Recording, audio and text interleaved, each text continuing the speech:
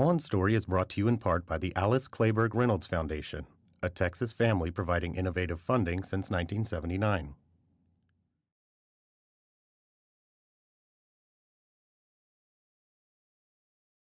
Funding also provided by John Paul and Eloise DeJoria.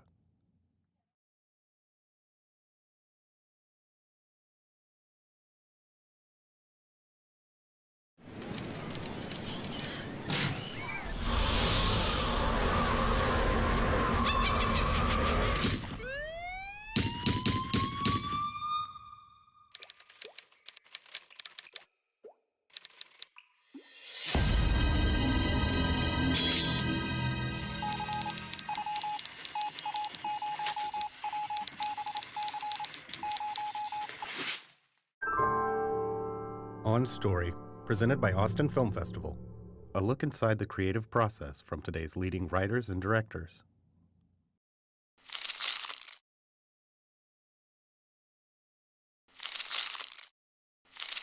The key is to invest the audience in the journey that the characters are going on. So it's not even so much a matter of what the outcome will be, but what it's going to be like for them in reaching that conclusion. And how will they be once they get there? In the broadest terms, maybe they'll live, maybe they'll die, but will they be broken? Will they have lost something that we care about? Will they be, vindicated or validated in some way? What is the human journey going to be?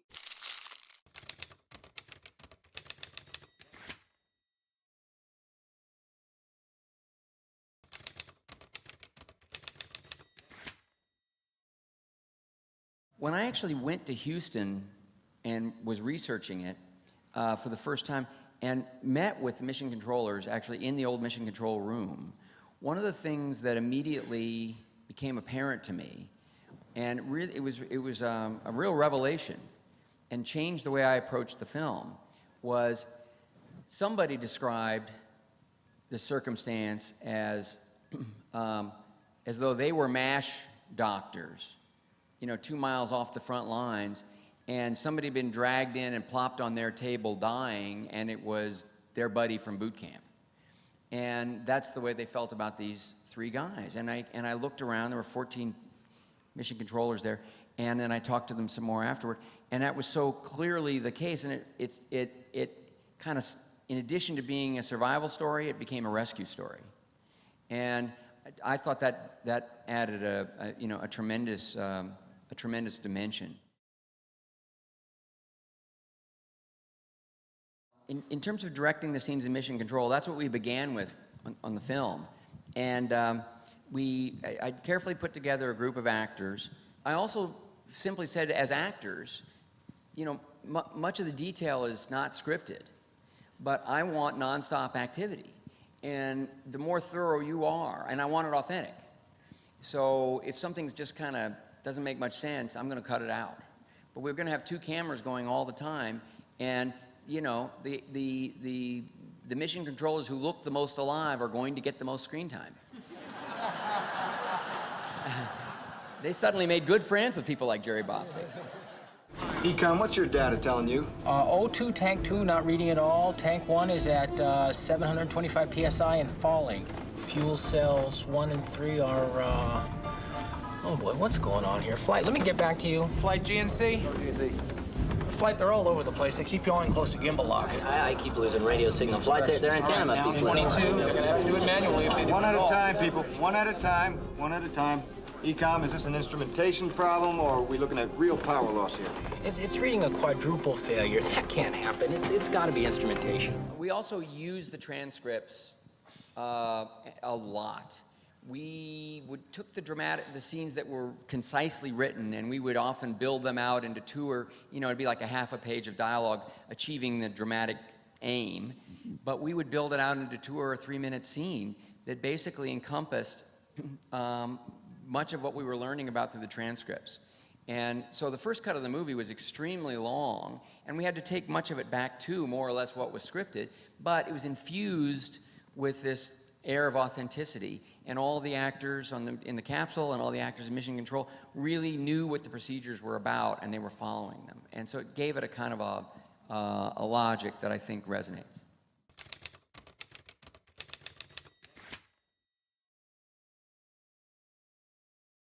You know, I do think it's who you're doing it on, because there's different levels. I mean, I think in all of our cases, if it's not exactly what happened, that's fine. But if you're doing something on like JFK, it's a different level that I mean, who gives a shit if I make stuff about Mickey Ward and Dickie Eklund? I mean, that you want to stay true.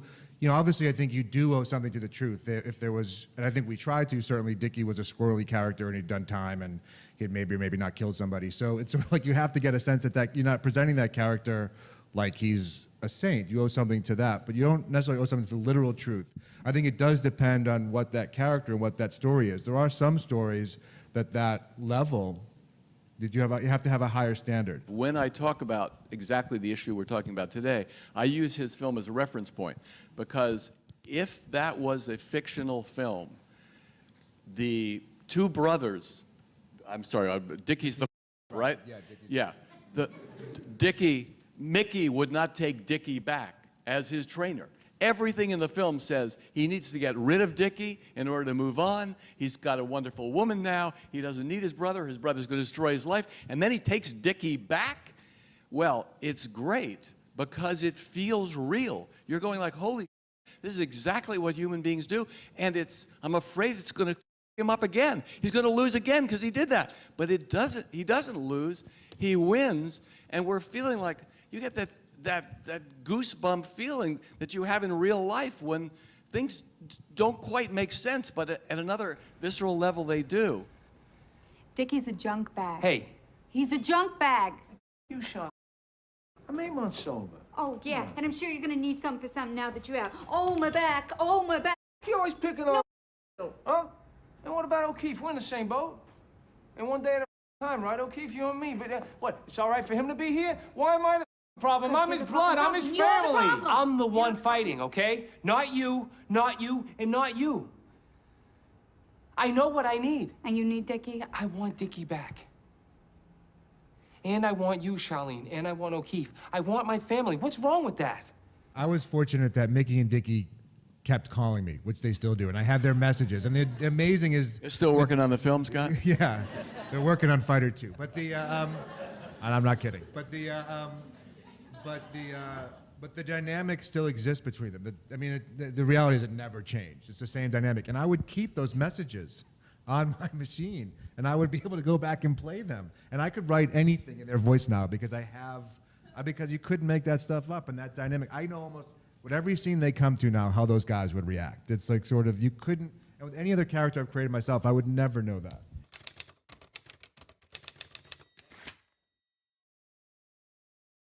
The experts in the space program said, well, you know, this was not really the way it was. This was not, you know, there was 125 different little defects of this movie. And like, you know, Lovell didn't have a red Corvette. He had a blue Corvette. You know, things like that. But if you see the final sequences of the movie, which you just saw, where we had to do the manual burn, and the Earth is in the background, the film is being shot with behind the vehicle, and you can see the flames coming out of the engine, and we're moving back and forth like this to try to get on the proper course. This is burning. Oh, yeah. Master arm off. Okay, here we go. Unit regulators on. RCS is go 10% thrust. Right around. Actually, that was not the case. We were burning vertical to the way we're coming into the Earth, because we had to change the angle coming in to make a safe landing. And when I mentioned that to Ron as a consultant, and he said, it's a lot more dramatic to show you coming this way.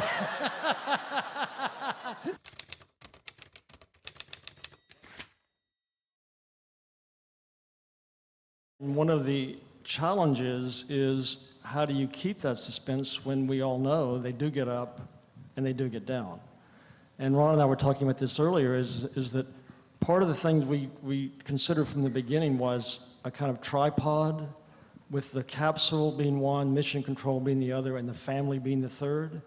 And the key being that although we know what happens to the people in the capsule, the people in mission control and the people at home don't know. And so part of the brilliance of what Ron and everyone did was to make the drama to those people so powerful that the audience becomes them and becomes invested. I mean, you look at that liftoff, that extraordinary sequence, and to me, the emotion always hits when they cut to that two-shot of Marilyn Lovell and Fred Hayes' wife. And that's where the emotion comes in, because suddenly I'm feeling what they're feeling.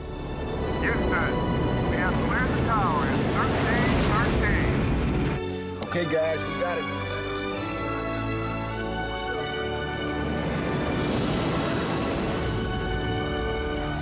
And you might sort of have an idea about,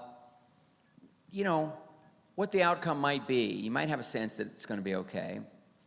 But in movies, you often have a sense it's probably going to be okay.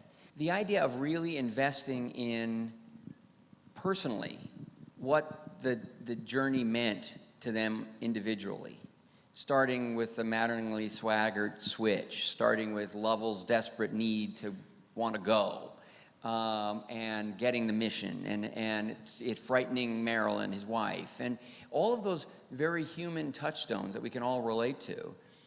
By identifying that and really building on it, it creates suspense. And the idea is to sort of get the audience off of the big picture and follow the details. And what price are they paying enduring this thing? What's it cost? What's the test like to their character, to who they are? Are they going to make it? How are they going to hold up? Emotionally, in addition to physically.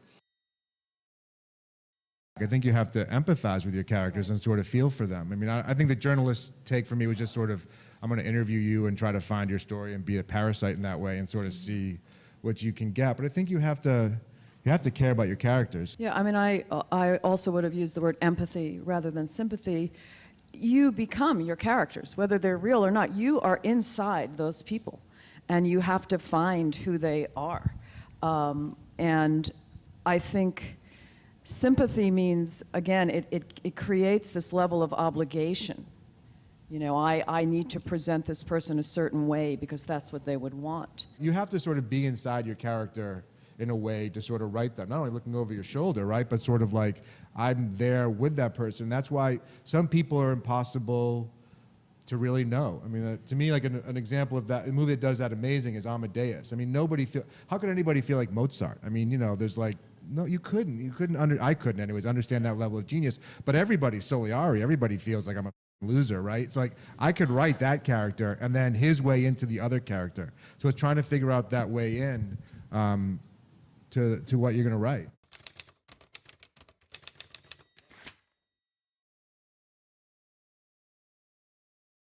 With Conviction, I had two big challenges.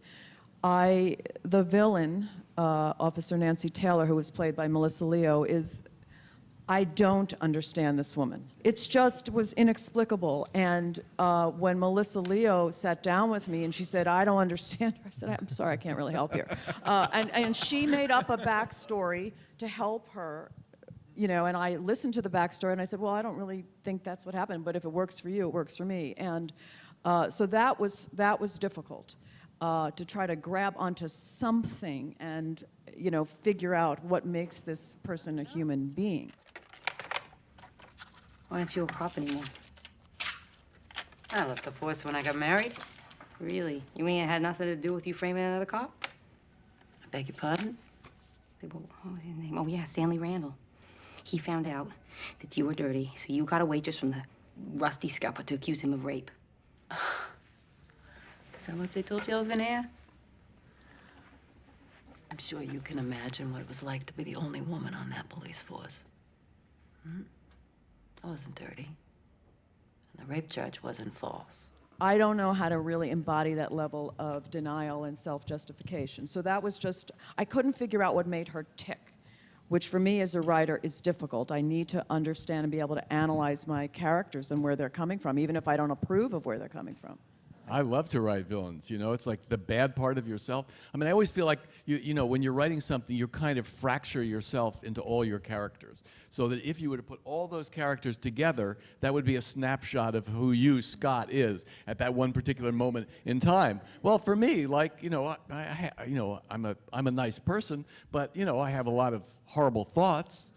And so when I'm writing a villain, I'm getting to exercise that part of myself. So I've written people who shot children, and I don't have any problem writing them. It's like they think they're doing the right thing. I mean, to me, everybody believes they're doing the right thing. If you can just see from their perspective, she thought, the DNA evidence is wrong. She's seen, these cops up and they collect evidence improperly, and therefore the evidence is wrong. Whatever it may be, or they have a justification and they think they're right. To me, it's a blast.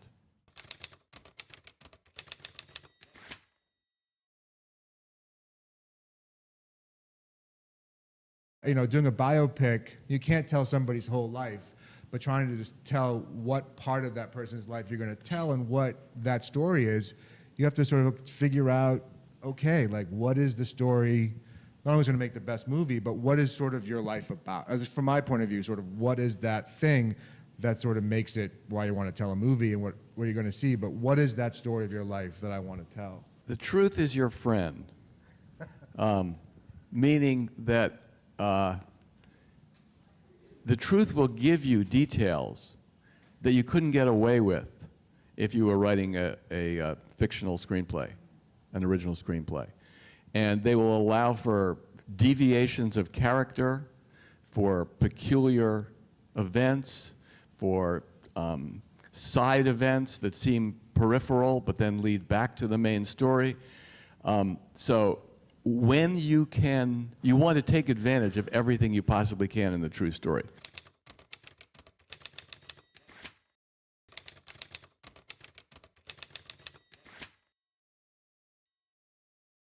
Hi, my name is Daniela Scherer, and I'm the animator and director of the short film Overnight Stay.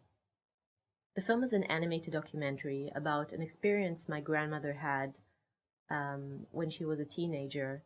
And my grandmother is a Holocaust survivor, and this film is about her time in Krakow in Poland in 1941.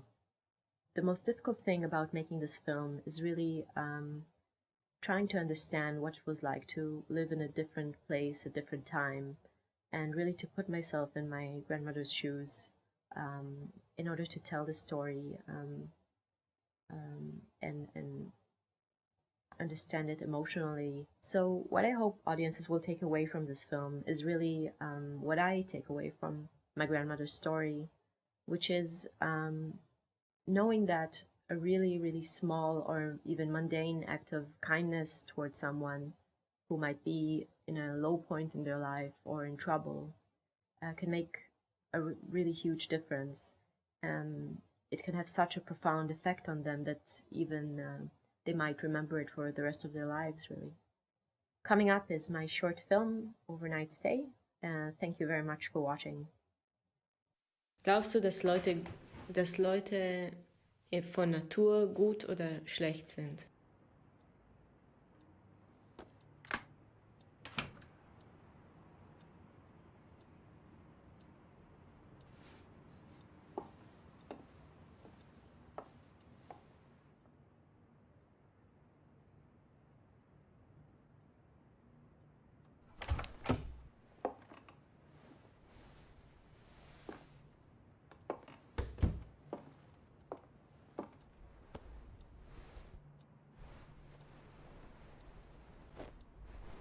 Weil so 83 Jahre ist viel Zeit und man erlebt vieles. Und wenn man gutes Gedächtnis hat, da oft legt man sich ins Bett und bearbeitet das alles. Nicht? Ich habe so viele Erinnerungen, die sitzen so fest im Kopf, dass ich das immer weiß.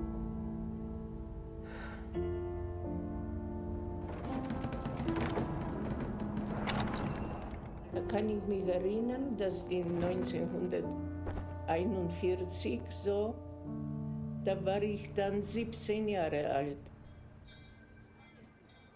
Dann sind wir gekommen nach Krakau, auch zu einem Freund von meinem Vater.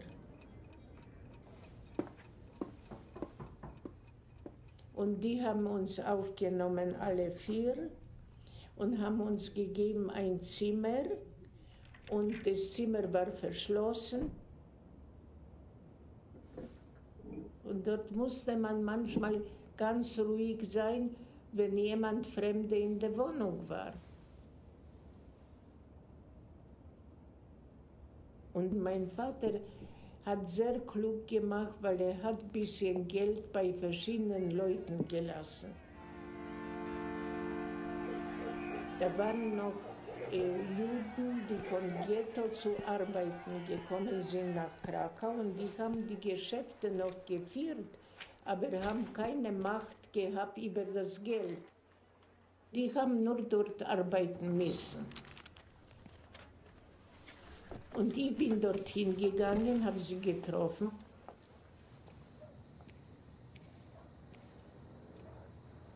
Und ich wollte mit dem Geld zurückkommen am Abend zu der Wohnung und ich konnte nicht reingehen. Weil unten stand so ein junges Paar. Und die sollten nicht sehen, dass ein Fremder kommt hier rein, sonst hätte ich für meine Mutter und die 2 Schwestern verraten.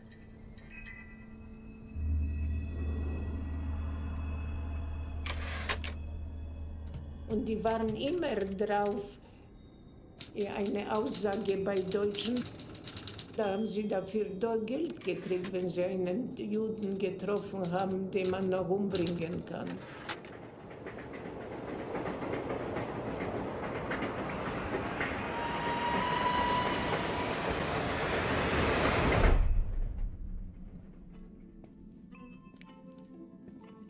Und so bin ich gegangen und da habe ich eine Adresse gehabt, wo eine Frau Schwarzhandel gemacht hat.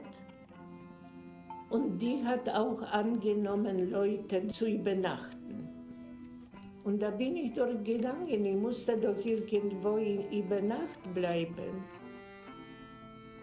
Und da bin ich rein.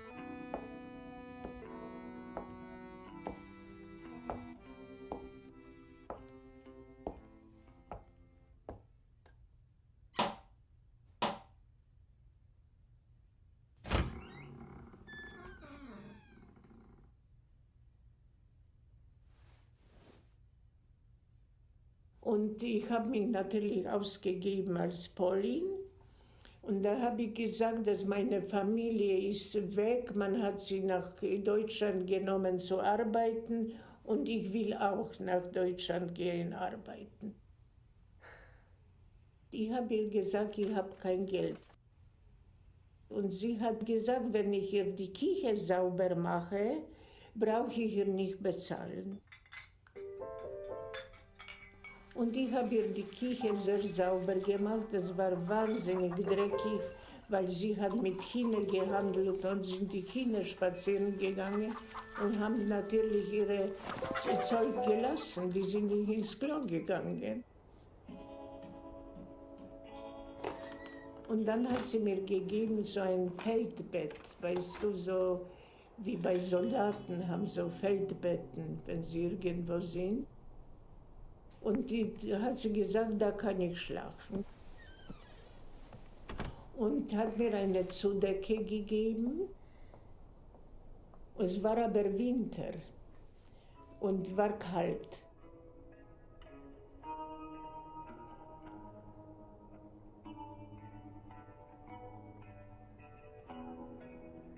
Ich habe geschlafen, habe festgehalten, das, was ich bei mir hatte.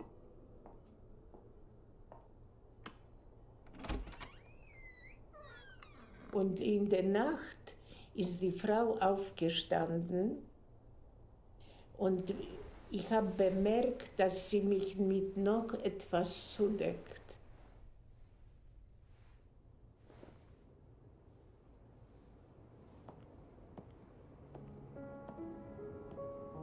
Und da hat sie so ein Pelzdecke gehabt, weißt du, wo man vor den Betten manchmal hat, so ein Tier.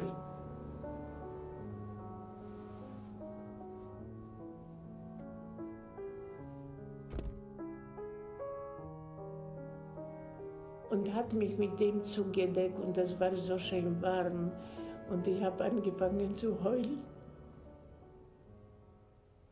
Aber das war schön von ihr. Ja.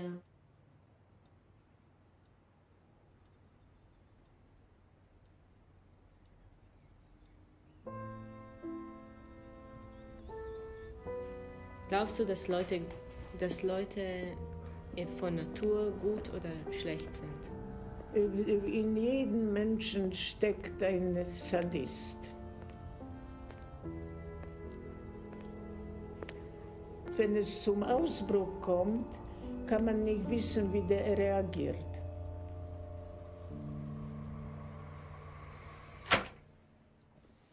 Jeder Mensch kann gut sein und schlecht. Natürlich gibt es gute Menschen oder schlechte. Im Krieg kann ich mich nur erinnern an den Menschen, was mir geholfen haben. Es waren natürlich die guten Sachen. Danke, Oma. Bitte.